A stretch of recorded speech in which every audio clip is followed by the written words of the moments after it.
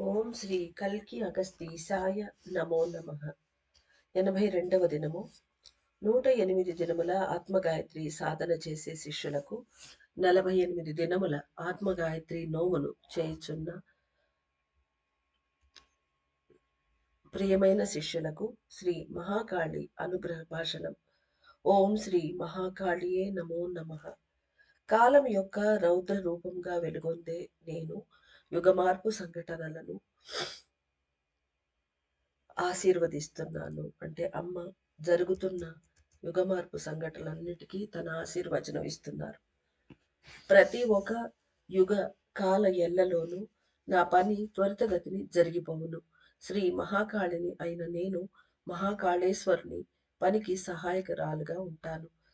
చతుర్యుగ ఎల్లలో దేవతల సంక్షేపణ జరిగిపోయాక నేను కూడా సంక్షేపించుటకు మొదలు పెడతాను. ఈ సమయంలో ప్రతి ఒక్కరి శిరస్సులో శక్తులుగా నిలిచి ఉన్న నేను విస్తరించి పనిచేయుటకు బదులుగా సంక్షేపణ చెంది పనిచేస్తాను. మహాకాళి అనే నా రూపం ఆదిశక్తి శక్తులుగా వ్యక్తమవుతున్నది. రుద్రం అనేది కోపం యొక్క వ్యక్తీకరణ కావచ్చును, వీర్యవంతమైన పనులకు వ్యక్తీకరణ కూడా కావచ్చును. అసురులను వధించుటకు నేను రౌద్ర రూపం ధరించినా కూడా నా భక్తులకు ప్రియమైన మానవ ఆత్మలకును వీర్యవంతమైన శక్తులుగానే వ్యక్తమవుతాను. మహాకాళి దేవి అయి ఉన్న నేను కావలి దేవతలకు కావలి కాస్తాను. ఇంకా ఈ దేవతలను కూడా రక్షిస్తాను. ఎటువంటి వస్తువుకైనా ఇంధనముల ఆవశ్యకత ఉంటుంది. వాటికి రక్షణ కూడా అవసరమే. రక్షణ లేని ఒక కదలిక ఉన్నచో దానివల్ల ఫలితం లభించదు. ఒక నేలపై పంట వేసేవారు ఆ పంటకు కాపలా పెట్టుకుంటారు. ఒక రాజు కూడా తన రాజ్యానికి తీవ్రమైన కావలి ఏర్పాటు చేసుకుంటాడు. ఒక ఇంటిలో నివసించే వారు కూడా తమ వస్తువులను రక్షించుకొనుటకై భద్రతా ఏర్పాటు చేసుకుంటారు. కావున ఎటువంటి ఒక కదలికకైనా కావలి అవసరం అని తెలుసుకోనండి. ఇక్కడ కదలిక అంటే ఒక విషయం జరుగుతున్నది, ఒక పని జరుగుతున్నప్పుడు, లేదా ఒక అణువు అంటే ఇప్పుడు మానవుడు ఒక అణువు అయినప్పుడు అతని జీవితం అంటే అక్కడ ఏదైనా ఒక జీవ వస్తువు కదలిక అంటూ జరిగితే దాని కాపలా అవసరం అంటుందమ్మ. కదలిక అంటే అది. మానవులు రూపొందించుకొని మానవులు రూపొందించుకున్న కదలికలకు మానవులే కావలి కాచి రక్షించుకుంటూ ఉంటారు. అయితే మానవులను కావలి కాచి రక్షించేది దైవములే అని తెలుసుకోనండి. అంటే మన కదలికలు అంటే ఏంటి? మనం ఏదన్నా సంపాదించుకున్నాం డబ్బులు, బ్యాంకుల్లో దాచుకుంటాం. మనంతట మనమే కొన్ని భద్రతా ఏర్పాట్లు చేసుకున్నాం. అదే మనం ధాన్యం ఏదన్నా పండించుకుంటే వాటికి గోదాములు లాంటివి, ఒక బుట్టలు లాంటివి పెట్టుకొని, వాటిని భూమిలో పాతి పెట్టుకొని ఏదో ఏర్పాట్లు చేసుకుంటాం. అట్లా ప్రతి ఒక్క ఇంట్లో అయితే ఇనప్పెట్టెలు, భోషాణం పెట్టెలు నగలకు ఇలా పాతకాలం నుంచి ఎప్పటినుంచైనా మానవులు వాళ్ళ ప్రతి మూమెంట్‌కు ఏమేం కావాలో వాటి కాపలా అనేది పెట్టుకున్నారు. వాళ్ళు తెలుసుకున్నారు ఏం చెయ్యాలి అని. అయితే మానవులు నుంచి రక్షించుకోవడానికి వాళ్ళు కాపలా పెట్టుకుంటారు. బట్ మానవుల్ని టోటల్‌గా కాపాడేది దైవములే అని తెలుసుకోనండి. సంపదలను ఎలా అయితే ఒక పెట్టెలో భద్రపరిచి తాళం వేసి రక్షించుకుంటూ ఉంటారో, అదేవిధంగా ఈ భూమి గ్రహము అనే పెట్టెలో మానవులను ఉంచి మేము రక్షించుకుంటూ ఉన్నాము. మానవ ఆత్మలకు శక్తులను అనుగ్రహించేందుకు ఎంతో మంది దేవతలు ఉంటారు. ఇక్కడ దేవతలు అని మెన్షన్ చేసేది అంతకుముందు మెసేజ్‌ల్లో చెప్పినట్టుగా సంస్కృతంలో అయినా, తెలుగులో అయినా దేవతలు అంటే దేవీ దేవతలు.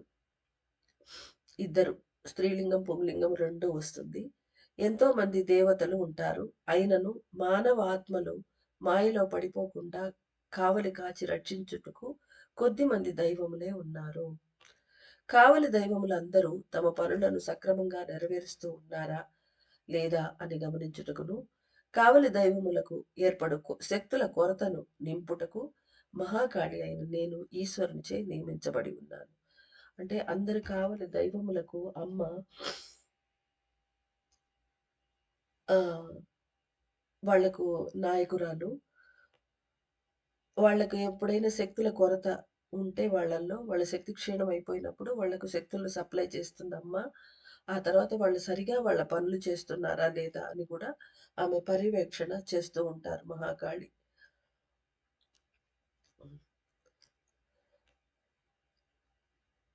శ్రీ మహాకాళేశ్వరుడు అను దైవము ఈ సమయంలో పూర్తి కదలికలతో ఉన్నారు. ఆయనకు సహాయపడుటకు నేను నా శక్తులను కురిపించి ఉన్నాను. అయినను ఈ సమయంలో దేవతల సంక్షేపణ వలన నా పని కూడా మార్పు చెందుచున్నది. మీ శిరస్సులో కలిగే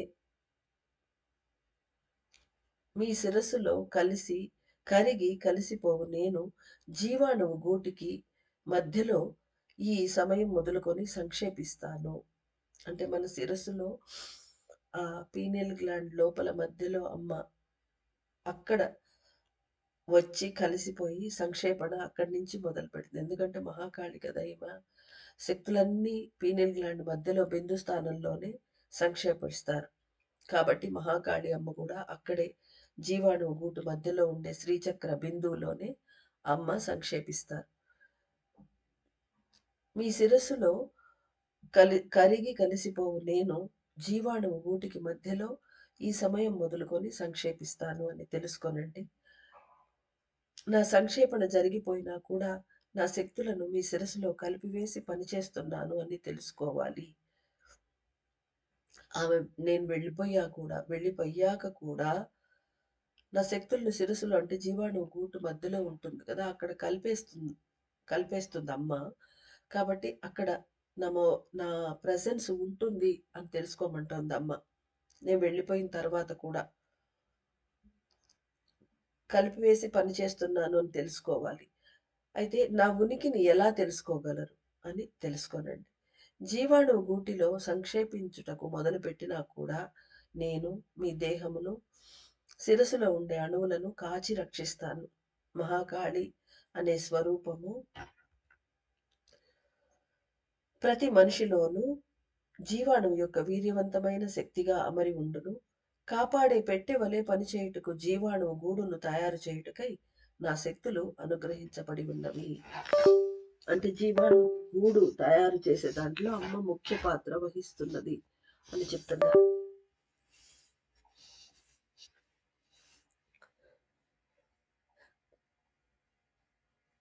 కావున ప్రతి ఒక్కరి జీవాణువు గూటిలోనూ నేను కలిసిపోయి పనిచేస్తున్నాను అని తెలుసుకోనండి. అయితే ఇక్కడ మనం అంతకుముందు మెసేజ్‌లో ఇఫ్ యూ రిమెంబర్ అమ్మ ప్రాణశక్తి అయిన ఆదిశక్తి 64 భాగాలుగా విడిపోయి పనిచేస్తున్నట్టుగాను, శరీరం అంతటా వ్యాపించి పనిచేస్తున్నట్టుగాను, అందులో 12 ప్రధాన శక్తులు అవి మొట్టమొదటి 12 శక్తులు జీవాణువు గూడు అమర్చడానికి అంటే జీవాణువు గూడుగా ఏర్పడటానికి అంటే పీనియల్ గ్లాండ్‌గా తయారు కావటానికి ఒక 12 శక్తులు ప్రాణశక్తి శక్తులు అవి జీవాణువు గూడుగా తయారైపోయి అక్కడే ఉంటాయి అవి. అక్కడ ఉంటాయి. అందులో తాను కూడా ఒకటి అట్లా ఏం చెప్పట్లేదమ్మా. రహస్యాలు పూర్తిగా చెప్పరు వాళ్ళు. కాబట్టి ఇక్కడేం చెప్తోందమ్మా, జీవాణువు గూటిని తయారు చేయడానికి నేను ప్రధాన పాత్ర వహిస్తున్నానన్నారు. ఆ తర్వాత జీవాణువు గూటిలో కలిసిపోయి పనిచేస్తున్నాను అని తెలుసుకోండి. మెల్లిగా ఒక్కొక్క రహస్యం మనకు తెలుస్తూ వస్తుంది. అంతేకాక మహాకాళేశ్వరునితో నేను అన్ని వేళలా సంపూర్ణ శక్తులను కలిపివేసి ఉంటాను. అంటే తన శక్తులన్నీ మహాకాళేశ్వరుడితోటి మహాకాళి, మహాకాళేశ్వరుడు వాళ్ళిద్దరూ ప్రళయ దేవతలు వాళ్ళిద్దరూ ఆఖరిలో పనిచేసేవాళ్ళు. కాబట్టి ఇప్పుడు మహాకాళేశ్వరుడు దిగాడు. అమ్మ కూడా వచ్చారు. ఈమె తన శక్తులన్నింటినీ మహాకాళేశ్వరును వేసి ఉంటారట. అంటే ఈరోజు సంక్షేపణ స్టార్ట్ అవుతుంది అమ్మది జీవాణువు గూటి దగ్గర నుంచి. కాబట్టి తన శక్తులన్నీ మహాకాళేశ్వరునికి ఇస్తాను అంటున్నారు. మహాకాళేశ్వరుడు పూర్తిగా విస్తరించి పనిచేస్తున్న కారణాన నా సంక్షేపణ చెందిన శక్తులు పనిచేయుటకు ప్రయత్నించును అని తెలుసుకోనండి. అంటే ఇండైరెక్ట్ గా అమ్మ శక్తులు మహాకాళేశ్వరుల్లో వెళ్ళిపోతే ఆయన పనిచేస్తే అంటే ఏమర్థం? ఆయన శక్తి అయినా అమ్మ ఇండైరెక్ట్ గా ఆమె కూడా పనిచేస్తుంది అని తెలుసుకోవాలి మనం. సంక్షేపణ చెందాక ఏ విధంగా పనిచేయి వీలగును? అంటే మనకు వచ్చే డౌట్లన్నీ అమ్మే క్వశ్చన్ గా అడుగుతోంది. అను విషయాన్ని కూడా తెలుసుకోనండి. ఇవన్నీ చాలా రహస్యమైన, సూక్ష్మాతి సూక్ష్మమైన విషయాలు కాబట్టి, మెసేజ్ విన్నప్పుడు ఎంత ఒక డ్రాప్ మనకు అర్థమైతే అదే గొప్ప విషయం. కాబట్టి మనం మళ్ళీ మళ్ళీ వింటూ అర్థం చేసుకోవడానికి, ముఖ్యంగా లోపల అనుభూతి చెందడానికి ప్రయత్నించాలి మెడిటేషన్ ద్వారా. సంక్షేపణ అయిపోయిన తర్వాత ఇంక మళ్ళీ పనిచేసేదేంది అని మనకు సందేహం వస్తుంది. దానికి చెప్తోందమ్మ. ఒక ప్రాంతంలో మానవులు చాలా కాలం వరకు కావలి కాస్తూ ఉండినచో, ఆ ప్రదేశంలో ఏ సమయంలో కూడా దుష్ట శక్తులు రావు. కావలి కాచే మానవులచట లేకున్నా కూడా అక్కడ చెడు పనులు జరగవు. అంటే ఒక ఉదాహరణకు చెప్తోంది. మనం ఏదైనా ఒక చోట దట్టంగా కాపలా వ్యవస్థ ఏర్పాటు చేసి, అక్కడ చాలా మంది పోలీసులో లేకపోతే ఏదో ఒక పోలీస్ స్టేషనే అనుకుందాం పెట్టి అన్నీ చేసినప్పుడు అక్కడ చాలా దట్టమైన కాపలా ఉంది. చాలా మందిని పెట్టి కాపలా కాయిపిస్తున్నారు అని తెలిసినప్పుడు దొంగలనే వాళ్ళు అటువైపుకు రారు. వాళ్ళకి తెలియకుండా అక్కడ కాపలాని తీసేసినా కూడా మనం, ఒకవేళ ఉన్నారేమో పొంచి ఉంటారు వీళ్ళు, మన మీద అటాక్ చేస్తారు. అందుకని జాగ్రత్తగా అటువైపు వద్దులే, ఎక్కువ కాపలా ఉంది, మనల్ని చంపేస్తారు అనే భయానికి దుష్ట శక్తులంటే దొంగలు, గుండాలు ఎవరైనా సరే వాళ్ళు చెడు పనులు చేయటానికి అక్కడ రారు. అంటే దాని ప్రభావం, ఆ కాపలా ప్రభావం అనేది అక్కడ ఉంటుంది కొంతకాలం వరకు. మనది మనుషులం కాబట్టి, మనది చాలా తక్కువ సమయం ఉండొచ్చు. కానీ ఉంటుంది ప్రభావం. అదే విధంగా నేను సంక్షేపించినా కూడా, నేను ఉన్న చోటులో చేసి ఉన్న పనుల వలన మీ శిరస్సు నా తత్వమునే వ్యక్తం చేస్తూ ఉండును. మన శిరస్సులోంచి అమ్మ వెళ్ళిపోయి సంక్షేపణ చెందిపోయినా కూడా, అమ్మ తత్వాన్ని మన తల అనేది అడాప్ట్ చేసుకొని అదే వ్యక్తం చేస్తూ ఉంటుంది. కాబట్టి అక్కడ అమ్మ కాపలా ఉన్నట్టే అన్నమాట మనకు. రక్తంలో కలిగిన తత్వము మీ ప్రాణం ఉన్నంత వరకు మీ శరీరంలో నిలిచి ఉండును. అంటే మనం చనిపోయే వరకు అమ్మ ఇప్పుడు అట్ ప్రెజెంట్ సంక్షేపణ స్టార్ట్ చేసి కొన్న కాలం తర్వాత ఆమె వెళ్ళిపోయినా కూడా మన ప్రాణాలు ఉన్నంత వరకు అమ్మ తత్వం మన శరీరంలో ఉంటుంది అని చెప్తున్నారు కరాఖండిగా అమ్మ. అగ్ని అనే శక్తులను సృష్టించే తల్లిగా నేను ఉంటాను. అవును. నేను ఉన్నతమైన పనులను చేయుటకై అగ్నిదేవుని అగ్నిదేవునికి అగ్నిశక్తులను పూర్తిగా అందించి అనుగ్రహించి ఉన్నాను. చూడండి, అగ్నిదేవుడికి అగ్నిశక్తులను పూర్తిగా ఇచ్చేది కూడా మహాకాళి తల్లి అట. వీర్యవంతమైన పనులను చేపట్టి ఉన్న దేవతలు నా శక్తులతోనే పనిచేస్తున్నారు అని తెలుసుకోండి. అంటే ఫియర్స్‌ఫుల్‌గా చాలా ఆహ్, ఎక్కువ తేజోవంతంగా పనిచేసేవాళ్ళు, ఫియర్స్‌ఫుల్‌గా, వీర్యవంతంగా పనిచేసే వాళ్ళందరూ ఆహ్, ఆ దేవతలందరికీ సోర్స్ శక్తులను మహాకాళి తల్లియే ఇస్తోంది అని తెలుసుకోమంటున్నదమ్మ. ఎటువంటి ఒక కదలికైనా వీర్యవంతమైన ఉష్ణశక్తియే కావలసి ఉంటుంది. ఉష్ణమునకు మూలము ఆది పరాశక్తియే. మహాకాళి అనే శక్తులు ఆ తల్లి నుండి ఉద్భవించిన శక్తియే అని తెలుసుకోనండి. అంటే ఈమె ఆది పరాశక్తి అంశ అని తెలుసుకోవాలి మనం. సూర్యదేవుడు, అగ్నిదేవుడు మొదలైన దేవతలందరికీ కదిలే శక్తులను నేను కురిపించి ఉన్నాను. అదేవిధంగా ఈ సమయంలో కూడా దేవతల కదలికలను పరిపాలిస్తున్నాను. దేవతల సంక్షేపణ వలన నేను కూడా సంక్షేపిస్తున్నాను. ఇక్కడ అదే విధంగా ఈ సమయంలో దేవతల కదలికలను పరిపాలిస్తున్నాను అంటే ఇక్కడ అందరు దేవతలు. ఇప్పుడు అగ్నిదేవుడు, సూర్యదేవుడు చెప్పారు కదా! ఆ విధంగా దేవతలందరూ వాళ్ళ మూవ్‌మెంట్స్‌ని రూల్ చేసేది తల్లి మహాకాళి అట. ఇప్పుడు దేవతల సంక్షేపణ వలన అంటే శక్తి అమ్మలు వాళ్ళందరూ సంక్షేపణ చెందుతున్నారు కాబట్టి, ఈమె కూడా ఒక శక్తి స్వరూపిణి దేవత కాబట్టి, ఫిమేల్ గాడెస్ కాబట్టి, ఈమె కూడా సంక్షేపణ చెందుతోంది. చెందబోతోంది. అందువలన ఉష్ణము ద్వారా కదులుతున్న వీర్యవంతమైన కదలికలన్నీ సంక్షేపించగలవు.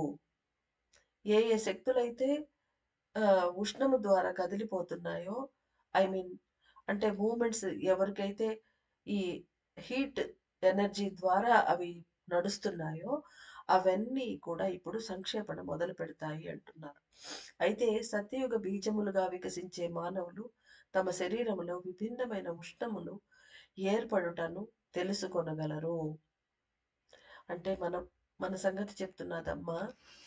ఇప్పుడు సత్యయుగ బీజాలు అంటే మన శ్రీచక్ర ధ్యాన సాధన మనల్ని సత్యయుగ బీజాలుగా ఎంచుకొని మన చేత చేయిస్తున్నారు. మనం ప్రేమ ద్వారం దాటామని చెప్పారు. కాబట్టి అలా వికసించే మానవులు తమ శరీరంలో విభిన్నమైన ఉష్ణము ఏర్పడటను తెలుసుకోగలరు. మన హీట్ ఎనర్జీని మనము తెలుసుకోగలము అంటున్నారు. అంటే అది రిఫ్లెక్ట్ అవుతున్నది బాడీలో. అది అందరికీ తెలుస్తూ ఉంటుంది ఈ సమయంలో అంటున్నారమ్మ. ఇంతవరకు శరీరంలో నిలిచి ఉన్న ఉష్ణము అనేది మారిపోవును. అంటే ఇంతవరకు మన ఉష్ణశక్తి అంటే ప్రాణము వలన మన శరీరము వెచ్చదనంతోనే ఉంటుంది. మన శరీరం చల్లబడిపోయింది అంటే ప్రాణం లేదు, చనిపోయినారని డాక్టర్ డిక్లేర్ చేస్తాడు. కాబట్టి ఒక ఉష్ణం అనేది ఎప్పుడూ ఎల్లవేళలా ఉంటుంది మనలో. అయితే ఆ ఉష్ణము తత్వం వేరు. ఇప్పుడు మీకు తెలిసే ఉష్ణము వేరు అంటోందమ్మ. ఒక కొత్త ఉష్ణశక్తి ఏర్పడుటను తెలుసుకోనండి. శీతలత్వముతో కలిసిన ఉష్ణం అనేది వ్యక్తమగును. మీ పనులు, మీ మాటలు వీర్యవంతంగాను అంటే ప్రభావవంతంగా ఉంటాయి. మన చేసే పనులు, మాటలు అంటోందమ్మ. శీతలత్వంతో కలిసిన ఉష్ణం అనేది వ్యక్తమగును. మీ పనులు, మీ మాటలు వీర్యవంతముగాను, లోతుగాను వెలిగవచ్చును. ధ్వని యొక్క వీర్యము మార్పు చెందుటను, పనుల తత్వం మారిపోవుటను తెలుసుకోనండి. అంటే ధ్వనిలో కూడా తేడాలు వస్తాయట. అందుకనే మాటలు అన్నదమ్మ. కాబట్టి ధ్వని ఏదైతే సోర్స్ ఉందో సౌండ్ ఇది, దాంట్లో కూడా దాని వీర్యంలో కూడా మార్పు వస్తుందట. పనుల తత్వము మారిపోవును. వీటన్నిటిని తెలుసుకోనండి. మహాకాళి అయిన నేను కరుణ పెరుగుటకు పూర్తిగా సహాయపడతాను. ఇప్పుడు ప్రేమ తర్వాత కరుణ వాకిలి వద్దకు మనం పోతున్నాము. ఆ కరుణ అనే శక్తులు పెరగటానికి మనకు అమ్మ సహాయపడతానంటున్నారు. తెలుసుకొనుటయే మంచి ఫలితములను ఇవ్వగలదు. అంటే ప్రతిదీ మనం మన జ్ఞానం తెలుసుకోవాలి. అలా తెలుసుకొని అనుభూతి చెందినప్పుడే అది మంచి ఫలితాలను ఇవ్వగలదు అంటోందమ్మ. కాబట్టి లోపల మనల్ని తెలుసుకోమని చెప్తున్నారు. శ్రీ మహాకాళి యొక్క సంపూర్ణమైన ఆశీస్సులు.